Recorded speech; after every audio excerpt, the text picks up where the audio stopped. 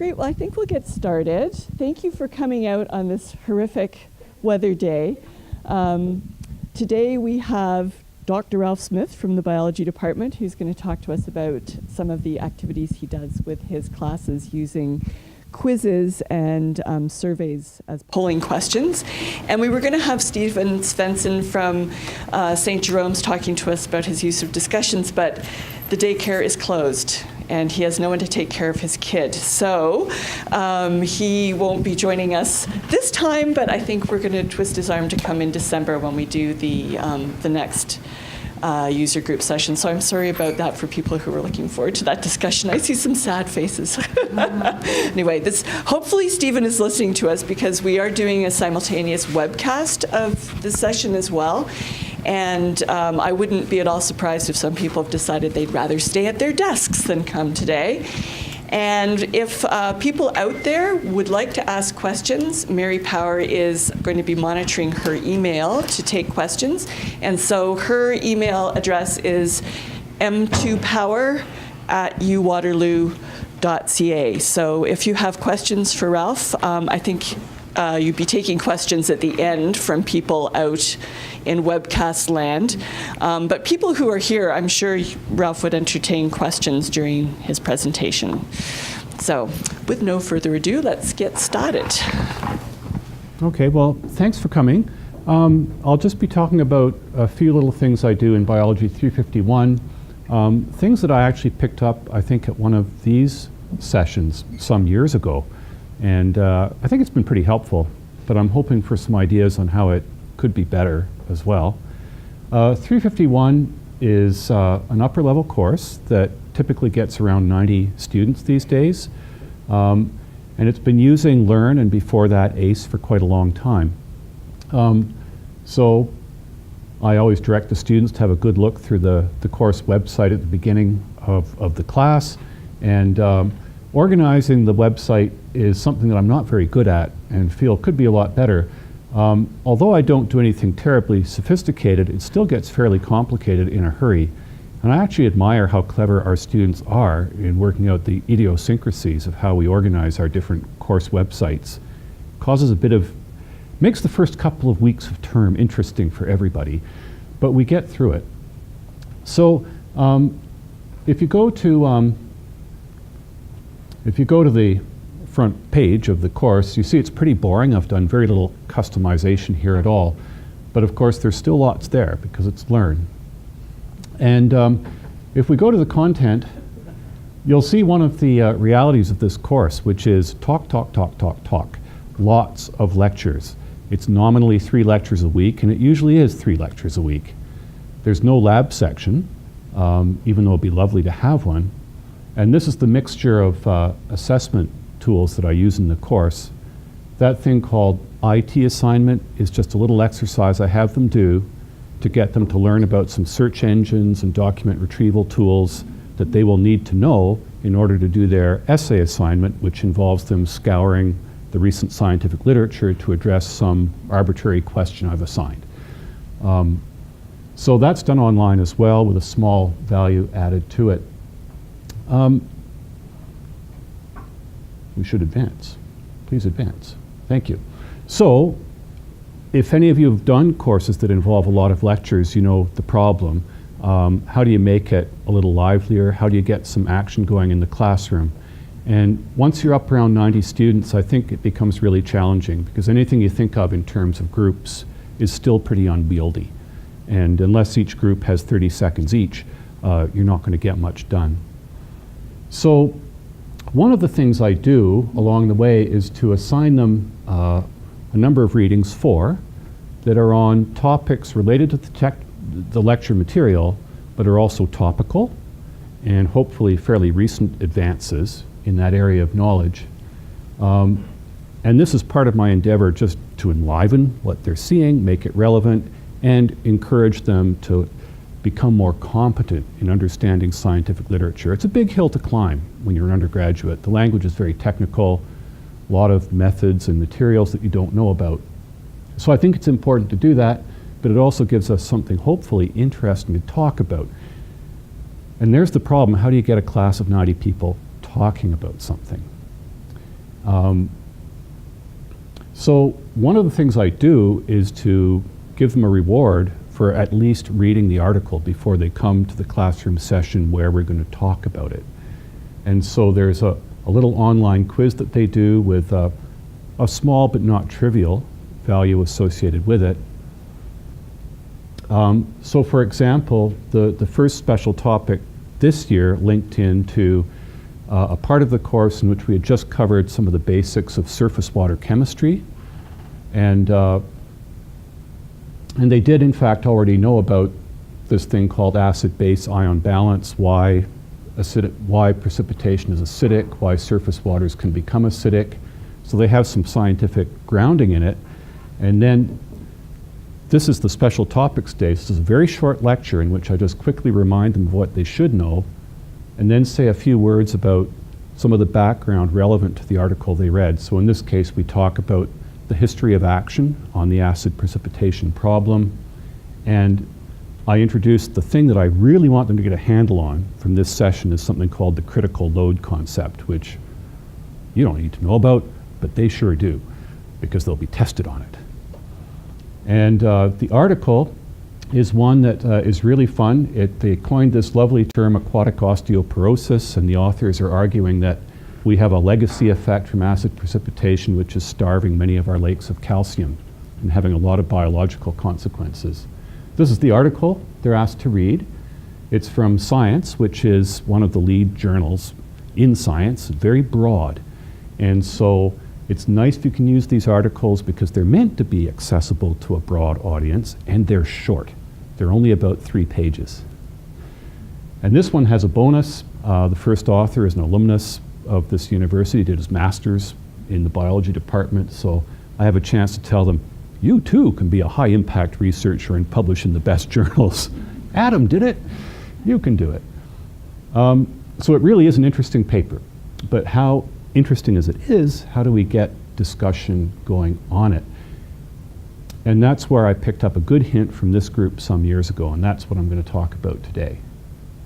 To do the quiz, the students have to go to the quizzes. And they, of course, won't see this. This is the instructor view that lists all of the assignments that are classified as quizzes. And that's the first quiz they have to do. But in fact, they wouldn't even see that quiz if they tried to do it. It's open for a window of time, about 10 days leading up to the day of the class, and then it closes. Because it's no use to me if you read it after the class. You have to do it before. But you don't even get to do it before until you do something else. And that is, you have to take a survey. And the surveys are polling questions which are not technical. They're the sort of thing that a CBC reporter might ask the man or woman in the street. So again, we're seeing the instructor view here, but there's polling question 1. And just like the quizzes, this is only accessible for a window of time leading up to the class meeting. So if we look at what polling question 1 is like, we're in preview mode here. It's very simple. This one says, if Canada cannot obtain cooperation from the USA on transboundary pollution issues, should access of the USA to our oil and gas resources be used for leverage? So you could maybe imagine how some of our parties in Ottawa might take different stands on this. It's a political question, but it's also tied to the science topic because acidification is a problem of long-range transport of atmospheric pollutants. It's a transboundary issue. And of course, it was addressed with a binational agreement that Ronald Reagan and Brian Mulroney signed back in the 1980s, one of the most successful international pollution control measures we've ever adopted. I like to remind my students of that because in the pollution business, we've got to be very grateful actually for the relationship we have with the USA. We've done some good things with them. But anyway, this is the question. So it's an opinion question. You can answer either way you like. And I'm just curious if we could take a quick straw poll here on how people would feel about that. Who would be in favor of playing hardball and saying, well, forget that Excel pipeline, and in fact, forget the other pipelines too. You can get your oil somewhere else. Anybody think that's a good idea? One? I think it might be worth trying. I'd say we've got 2, 4, hands up again. 2, 4, 6, 8, 10. Who thinks that's not a good idea? 1. So we've got a pretty strong majority in favor of the resolution. Okay. I'll let you know how the students voted later. And this is one of the things I try to do with the polling question. I'm hoping that they're going to be curious to know what the vote was, because they don't know until I tell them. And so I try to keep that as a little teaser during the class to keep people at least interested in hearing what the answer was on that.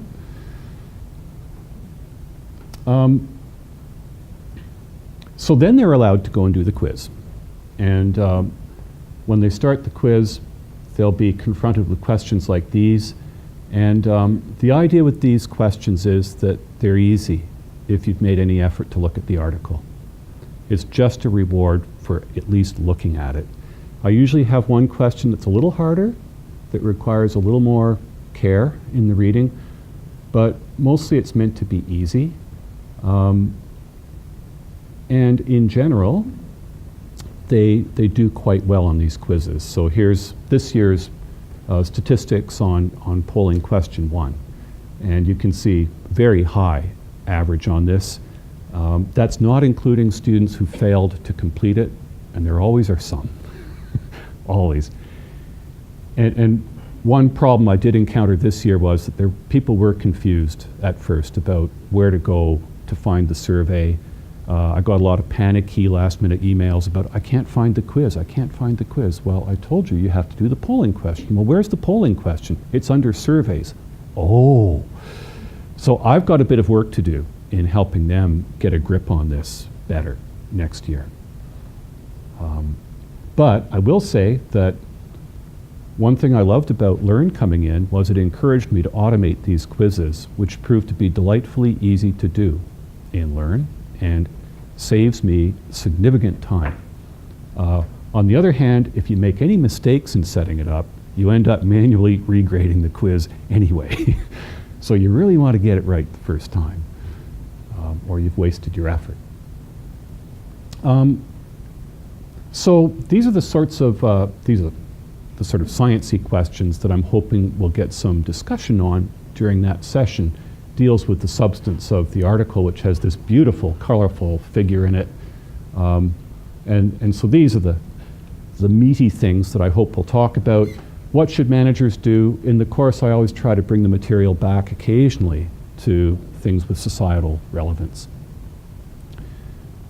So getting people to express opinions and questions about the content of the article and these considerations is the goal.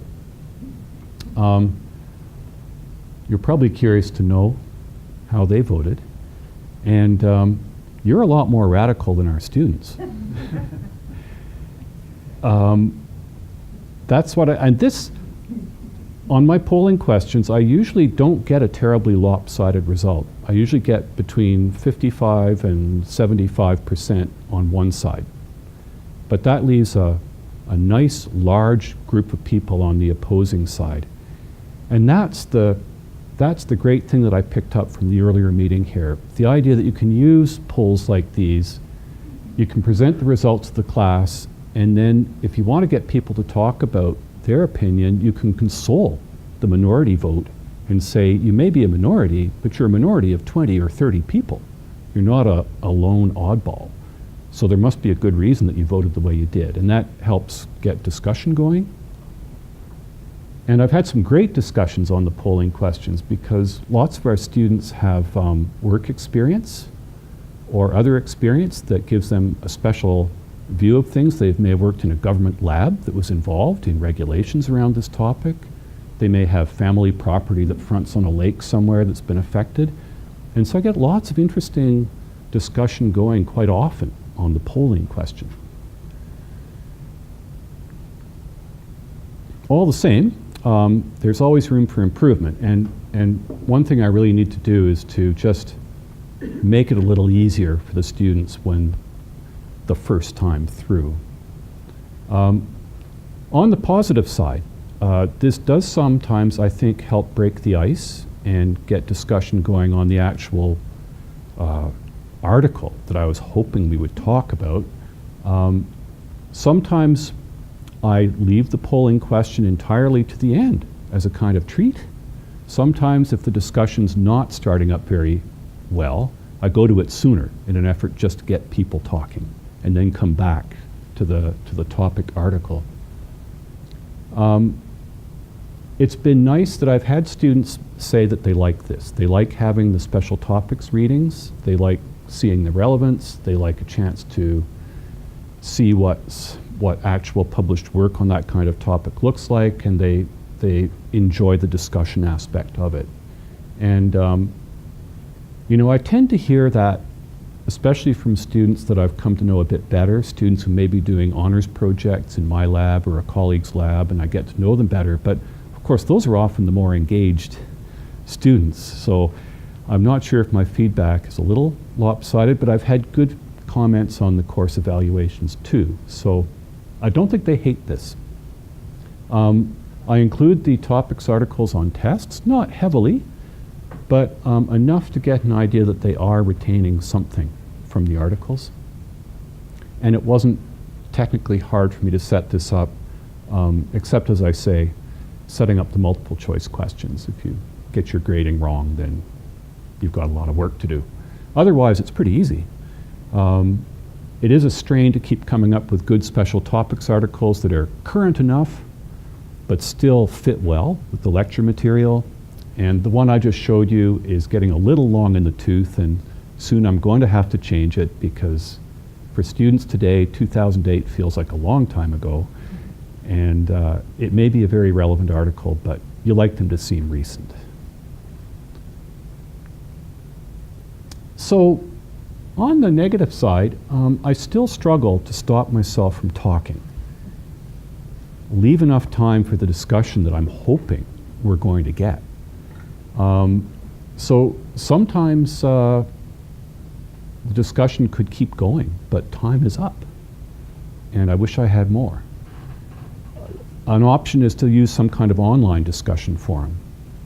I'm a little wary of doing that because I've never tried it, and I'm not sure what kind of time commitment that might impose on me. So I'm a lazy professor. I don't want to sign up for an extra 6 hours a week of bulletin board or other activity. And you know, it doesn't always work. Some days it's a struggle to get much going, and I'm not sure why. I've put a few ideas in there. It takes a lot of energy on the part of the presenter, of the leader, to make this stuff work. And I think just some days you're better than you are other days, but there may be something systematic I could do. And then in a class of 90, I typically get maybe high 70s or 80 actually in the classroom. There's always 10 or so missing, at least. But still, I've got 80 students in there. The majority of them don't say anything. And you wonder, what are they really getting from this? Then again, if they all had something to say, it would be chaos. So I should probably be grateful. But I don't know. So ideas on how this could be better are much welcomed. But I have found it a nice little trick, and I do find the polling questions are a nice way to at least have a bit of repartee with the class in a non-threatening, low-pressure kind of context, which I think we all find enjoyable. So I think that pretty much concludes what I wanted to say. Thanks. Do we have any questions? I'm just going to pass people the mic so that our people out in webcast land can hear. So my question regards how you actually conduct the discussion. Is it you talking to the class with individuals putting their hands up, or do you break the class into discussion groups? I do not use discussion groups, which sounds like a really great idea, Susan. But I don't. It's a committee of the whole. Yeah, because I actually attended another professor's lecture, and what she did was, in fact, have them form little microsatellite groups, and then one person would be the spokesperson for that group. Mm-hmm. Yeah, anyway. Yeah. It's a lot of groups. What would you do? Would you have 10 groups of 9, or? Yeah. I love that idea. I'm just unsure of the time management. Just the reporting out would. Well, what this professor did was she said, okay, you have 40 seconds or you have 1 minute. And so she would actually time it. Right. Yeah. And that way really cut them off. I don't think you would necessarily need to ask everybody to report back. You could just get, some representative reporting back. Well, that's true. Potentially. Yeah. That's a good point. Great. I will hand over to Kelly. So when you're grading the quizzes, do you, and you may have mentioned this, but do you have them get their immediate feedback, or do you wait to find out until they're in class whether they got a question right or wrong? They don't get feedback on the quiz until after the class, because I don't want somebody finding out that they got all 5 questions right and then sharing that with everybody else. Yeah, that's my concern. Yeah. Mm-hmm.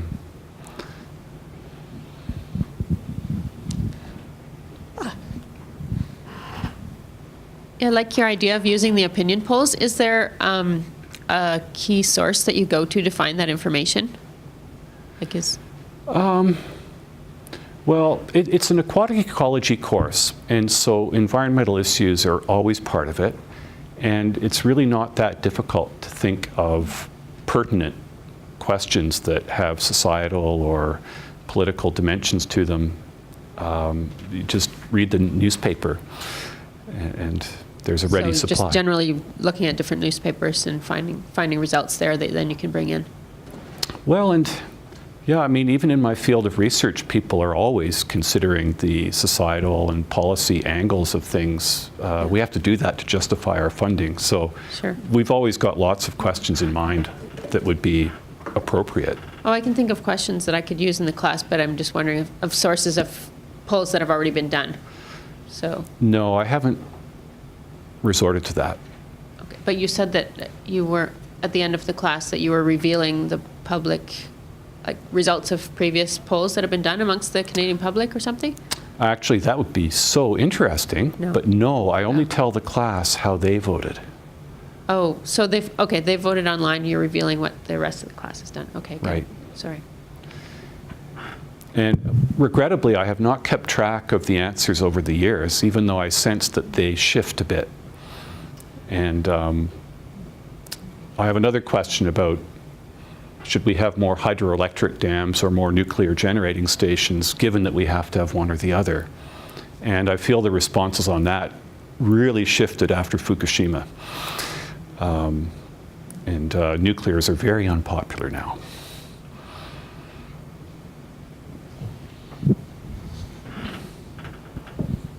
Have you ever set up polls after a topic had been covered to see what the opinion of the class is after they've become better acquainted with the material? I have been thinking about doing that, and I've almost been thinking about doing it right at the end of the course, because in some cases we learn more about something that would have influenced their answer on a previous poll. And so I think that could be a fun thing to do. So I have a question. It was interesting. We did the poll here, and we had to put our hands up, and everybody's kind of looking around the room, what's the vote? What do you think, what is the effect of the anonymity on the vote? Have you ever had any feedback about whether that's important, that they feel they're doing that and not having to identify? Because when they're talking about the topic in class, they are revealing what their stance was. So Yes. There's kind of a switch of gears there within the activity. Well, I find it hard to get the first couple of people to explain their voting reasons. I have to bully them a bit. And, but I keep reminding them that there are lots of people on both sides of the issue, and there's things to say for either answer, and eventually people start talking, and then it usually starts rolling without too much more, because they start arguing with each other, which is great. Not arguing, but answering back. Yeah. Having a scholarly discussion. Yeah. And of course, the polling question is mandatory, which is another, a pollster would say, well, that changes everything too. You're forcing people to answer even if they don't really care. They might be answering randomly just to get it done. And I don't know. We need that nice pollster from TVO to come and advise us on how to do this better. Another question I have, because we've talked about this beforehand, was you have an essay later on in the course where the students have to look for resources and look for papers to write their essay.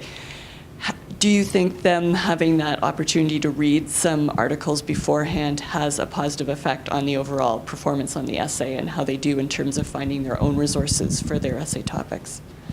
Yeah, I definitely do. They get to go through at least 2 of these special topics articles before they start their essay, and they do the IT assignment, so they learn how to use things like Web of Science and decide whether an article is relevant or not. And so I think it's all part of a package that helps. They do a good job on the essay. Every year I'm pleasantly, not surprised, I'm just confirmed that they actually do quite well on that assignment, and very little plagiarism. They're quite competent at doing that. So.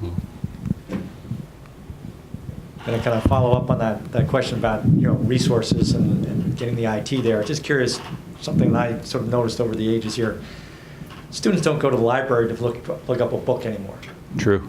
And oftentimes they'll get, gosh, I got all these great resources, stuff like that, but they never actually find the book in the library that actually summarized all those papers and did a very good job of it and got to the essence of it there. So I was wondering, do you include that, or would you include that as part of, as part of the IT thing there? Make sure you physically go to the library and find a book. That would be a good idea. I currently focus it on primary literature, Right. Journal articles, partly because that's easier to put limits around it. I don't want them using websites. There's lots of good information on various government agency websites, for example, but it's not refereed. There's no real quality control, so I put that off limits. Maybe I should insist that they find at least one book that deals with the topic and use that as well. They can't find it in Google, they figure it doesn't exist, right? So true. But you really can't Google the books on the shelf there. They'll find out, hey, there's a great chapter on nitrates. Yes. Yeah. That would be a really good addition. I could make that part of their essay conditions. It's a little, makes it harder for me though, because I have a number of different essay topics so that I'm not marking 90 papers all on the same question. So I'd have to make sure each question actually has a useful book source. And I try to choose the questions to be topical, so there isn't always a recent book but that's a good idea. Now I have two more mundane questions here. One, how much, on your first outline there, you had what the percentage of each thing, I think it was 10% was left over for the quizzes. You didn't actually call out how much you were making the quizzes worth, I thought. Maybe I missed it. And then you said 4 quizzes that at 5% each or something, so that'll make 20%. So I was just wondering how much you were putting on. We're getting there. There it is. It went fast. Whoa. So you don't actually call out the quizzes there. So that's 10% left over? So it's 20% for quizzes and 25 for the essay plus 5 for the IT assignment makes 50, no, 110. 30. Oh dear, you've caught me out. I think, what's wrong here? I just give them a bonus 10%. What a guy. It's great for the teaching evaluations.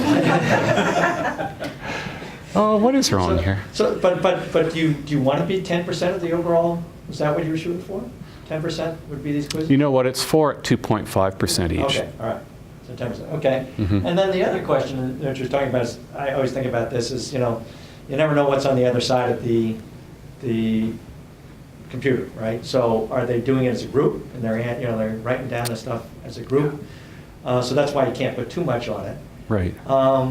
Is there a way within Learn that you can change the order of how many different versions of the same quiz? Or do you ever have a bank of things where some people get only 4 out of the 10 questions, that it's always kind of being randomized a little bit there? I know that makes it a little bit tougher to say you're comparing apples and apples, but Right.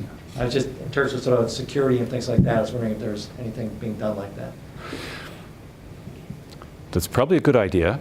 I guess I've consoled myself that it's only 10%, and that if they don't actually do it for themselves, they're going to pay a price because it is actually testable material.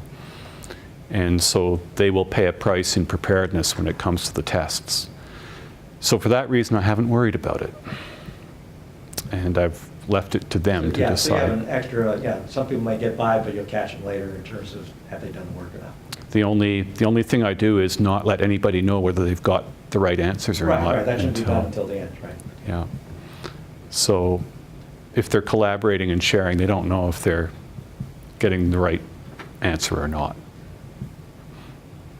But no, that's right. That would be a facility that I could introduce in Learn, I should think. And Okay. Is there a way? It is technically possible, yes. Okay. Technically possible and easy? And easy. Okay. so you could just have a larger bank of questions and they'd be spun out a little differently for each user who comes on. Mm-hmm. Sounds reasonable. Mary, do we have any questions from the World Wide Web? No. No? Oh, well. Sorry. The lines are iced over. That's right. They did get dropped halfway, but they came back, so I'm not sure. Oh, okay. Oh, dear. Yeah. It's one of those days. So are there any more questions? We get to go home early today because of Stephen not being here. Anyway, well, I'd like to thank everybody for coming out, and we will continue to do our Learn user groups at the end of the winter term and the fall term. So we'll be doing this again towards the end of, well, usually early December, that first week after class is finished. Oh, we've got another question.